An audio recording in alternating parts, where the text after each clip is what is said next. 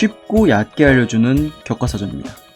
UFC 269 메인 이벤트와 코메인 이벤트 거두절미하고 바로 알아보겠습니다. 첫 번째 코메인 이벤트, 현 여성 최강 아만다 누네스의 벤턴급 챔프 방어전입니다. 여성 패더급과 벤턴급 두 체급 챔피언인 아만다 누네스는 근 2년 동안 패더급 챔프 방어전을 치렀기에 꽤 오랜만에 감량을 한 채 벤턴급 경기를 나섰습니다. 특이한 점으론 상대 줄리아나 페냐가 여성 벤턴급에서 아만다 누네스와 비등한 사이즈를 가진 얼마 안 되는 선수라는 점입니다. 어림도 없지, 감량을 했어도 사이즈가 비슷해도 상위 체급 챔피언이자 두 체급 챔프인 현 여성 최강 아만다 누네스입니다. 타격 한 방 한 방의 완력차가 고스란히 두드러지며 스탠딩 상황에서의 전력차는 압도적인 차이가 나는 것으로 보였습니다. 페냐의 타격 테크닉 자체도 기본적으로 원투 이외의 것은 없어 보였으며 아만다 누네스의 타격 진출에 맞춰 원투를 던지는 것으로 대응할 뿐 1라운드에선 보여준 것이 거의 없었습니다. 기존 강점으로 알려진 그라운드 상황에서는 노련한 이스케이프가 서브미션을 잡으려는 활발한 움직임을 보였으나 결론적으로는 백을 잡히는 등 마지막엔 탑을 점유당하며 최악의 마무리 2라운드. 1라운드의 절망적인 전력차 때문에 빠르게 끝나겠거니 했더니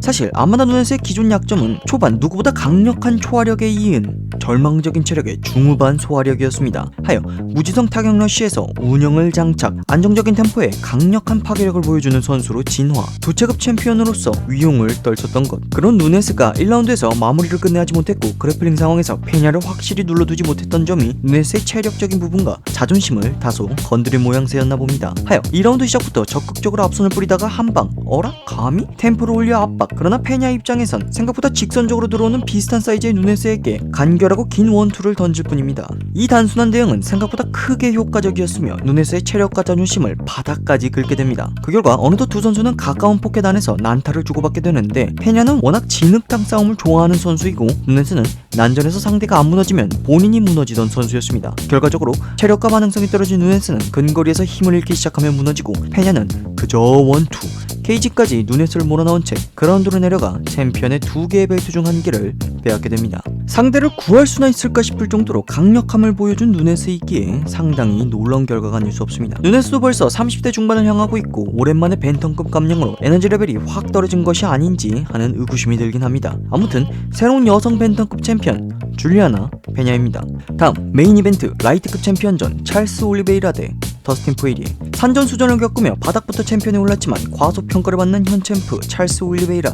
그의 상대 두 번의 맥도를 맞아 합의비 없는 곳에선 내가 왕이다 마지막 증명만을 남긴 가장 빛나는 다이아몬드 더스틴 포이리에. 자, 시작부터 예상을 빗나간 장면이 있다면 올리베이라가 오히려 템포를 올리며 포이리에를 강하게 압박하는 것. 개인적으로 조금 더 전략적인 우위가 있다고 생각한 올리베이라가 여유있게 탐색전을 펼치리라 생각했습니다만 라이트급 최고의 짱돌 개싸움장인 다이아몬드의 근거리로 들어가며 강도 높은 압박을 할 줄은 예상 못했습니다. 아무튼 그 결과 포이리에를 케이지에 모는 데는 성공했습니다. 어림도 없지, 라이트급 최고의 파괴력을 지닌 포이리에의 주먹이 올리베이라를 휘청이게 합니다. 그렇게 전반적인 타격 양상을 말하자면 포이리에는 살기가 넘실대는 왼손을 필두로 흉폭한 스트레이트를 살리며 올리베이라를 마무리하고자 합니다. 올리베이라는 다리가 풀리든 말든 아랑곳 않고 상대의 스트레이트 타격거리를 최대한 죽이며 클린치 게임으로 포이리에를 갉아먹으려 하고 있습니다. 결국 이는 포이리에의 가장 무서운 무기인 왼손으로 시작하는 쉬프팅 압박, 즉 스트레이트 타격 진출을 통제하게 된 셈. 거기에 클린치 게임에서 니킥을 계속 심어둠으로써 체력을 갉아먹고 포이리에가 자신의 포켓에서 생각해야 할 부분이 많아지게 됩니다. 하여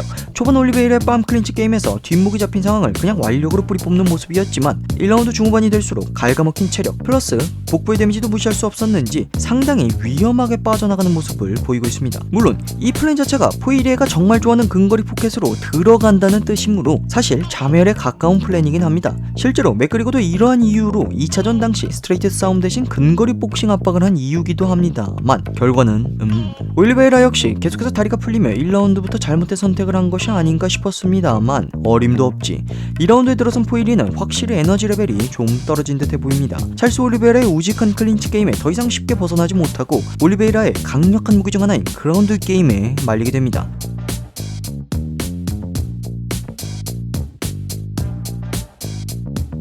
결국 긴 시간 밑에 깔리게 된 다이아몬드. 3라운드가 되자 1라운드의 반응성과 에너지는 온데간데 없는 다이아몬드. 클린치 게임에 대한 탈압박도 테이크다운에 대한 반응도 상당히 떨어져 보였고 너무나 허망할 정도로 스탠딩 상황에서 백을 내주게 됩니다. 결국 올리베이라는 이 익숙한 상황을 그냥 넘길 생각이 당연히 없었고 너무나 간단하게 포이리에의 목을 취하며 현 라이트 챔피언으로서의 강력함을 증명했습니다. 개인적으로 포이리에가 카프킥에 대한 활용이 전무했다는 부분이 참 의외인데 개인적으로 킥의 활용을 조금 높였으면 어땠을까 아쉬움이 남습니다.